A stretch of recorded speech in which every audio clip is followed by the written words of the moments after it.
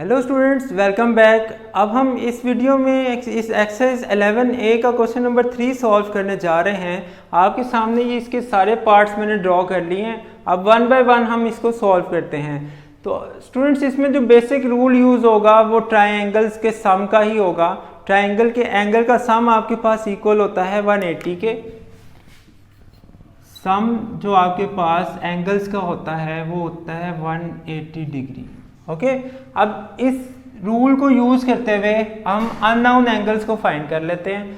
अच्छा, ए पार्ट की बात करें। ए पार्ट में आपको तीन एंगल दिए हैं, एक ए है, एक 39 है और एक ये परपेंडिकुलर एंगल है। इसका मतलब होता है ये 90 डिग्री का एंगल है।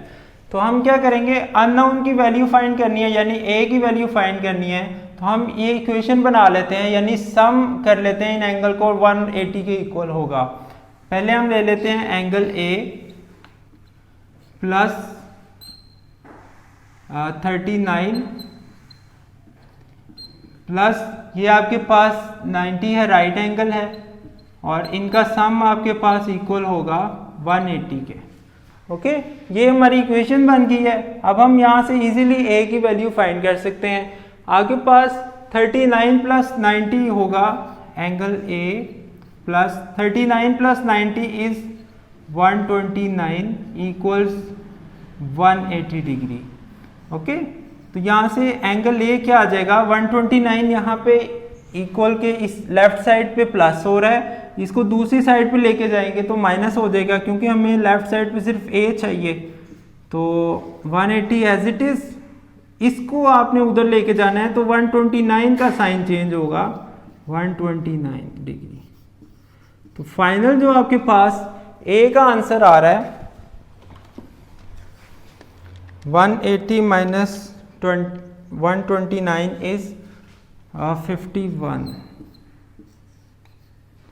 डिग्री। तो ये स्टूडेंट्स हमारा पार्ट ए सॉल्व हो गया। ओके, अब हम बात करते हैं पार्ट बी की।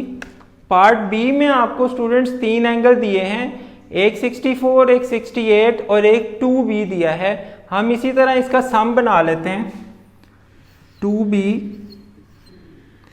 प्लस 64 प्लस 68 इक्वल, इन तीनों का सम हमारे पास 180 के इक्वल होगा। अब 68 प्लस 64 क्या होगा,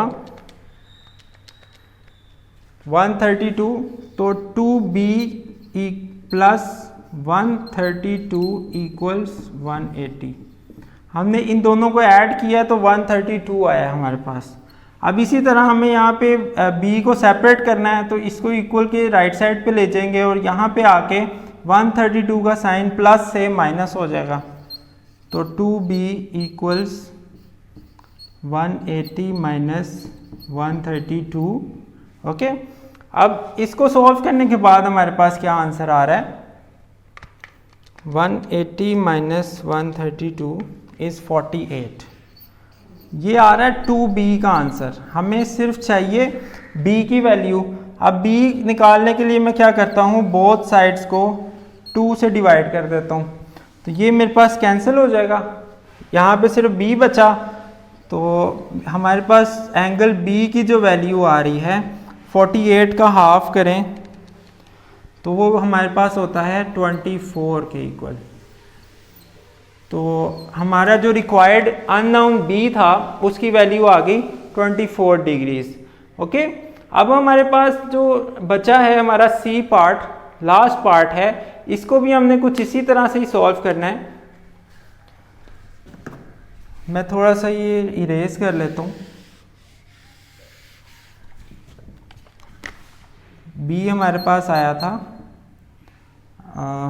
24।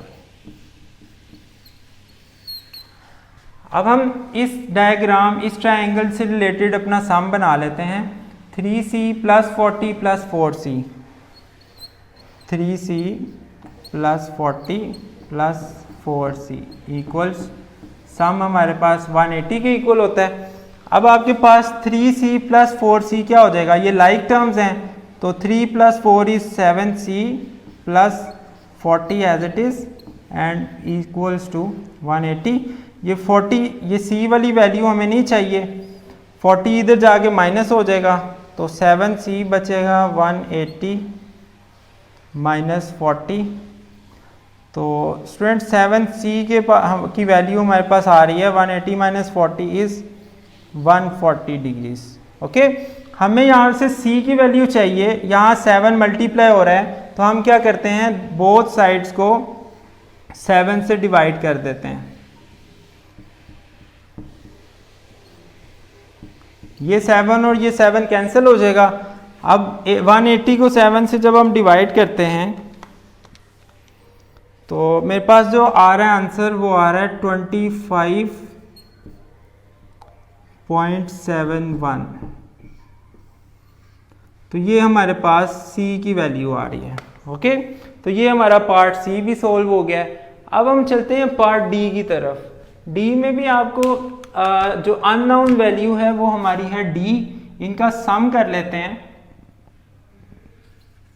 d plus 3d plus 4d equals 180 degree.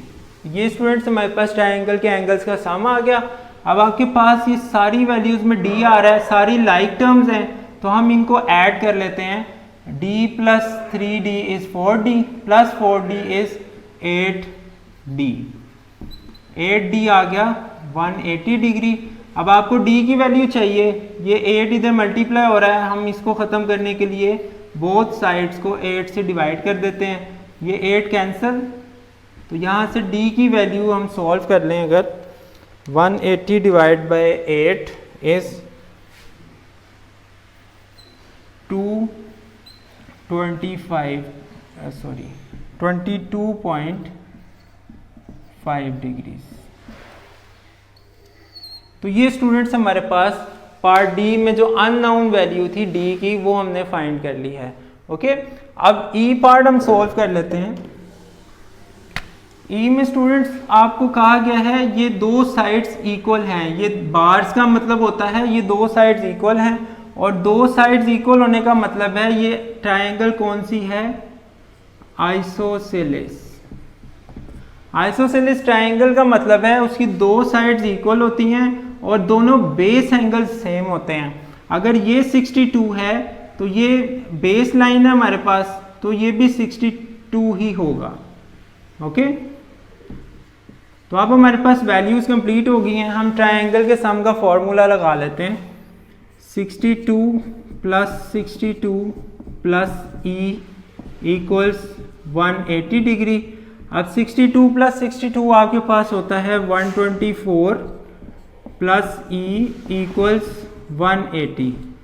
अब आपको ई की वैल्यू चाहिए 124, लेफ्ट साइड पे प्लस हो रहा है, राइट साइड पे जाके माइनस हो जाएगा, तो ई की वैल्यू हमारे पास आ जाएगी 180 डिग्री माइनस 124, तो ई आ गया 180 माइनस 124 इज 56 डिग्रीज।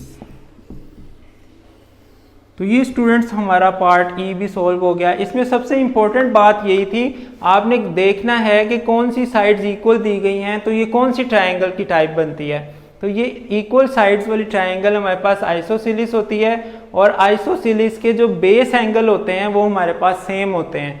ये 62 दिया हुआ है तो ये भी 62 ही होगा।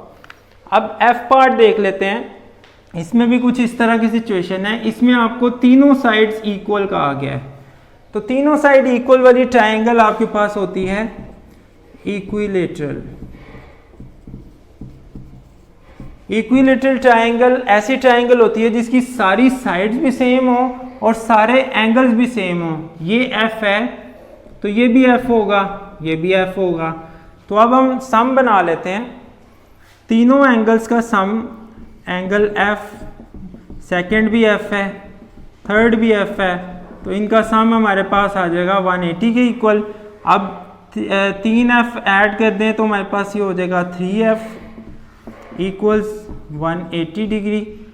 अब हमें f की वैल्यू चाहिए, इधर से 3 ख़त्म करना है तो बोथ साइड्स को हम 3 से डिवाइड कर देते हैं। ये हमारा डिवाइड हो गया, ये कैंसिल आउट हो गए, तो f की वैल्यू जो हमारे पास आएगी अगर हम 180 को 3 से डिवाइड करें तो 60 हमारे पास आंसर आता है। तो जो हमारे पास अननोन f की वैल्यू है वो 60 है, और 60 का मतलब है इस इक्विलेटरल ट्रायंगल के तीनों एंगल 60 60 के हैं।